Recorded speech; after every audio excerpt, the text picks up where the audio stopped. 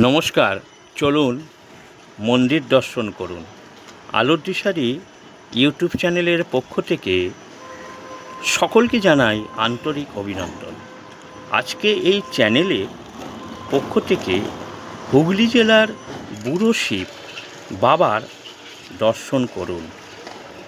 এই বাবা আনুমানিক 500 বছরের পুরানো।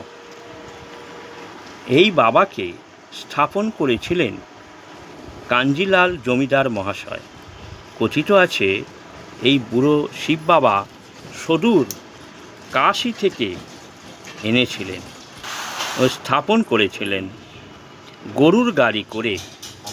এনার 2 বেলা সেবা হয় এবং দর্শন মাত্রেই আপনার মনের বাঞ্ছা হতে পারে পূরণ।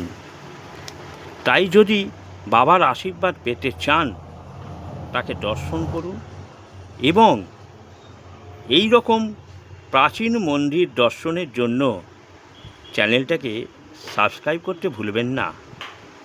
নমস্কার।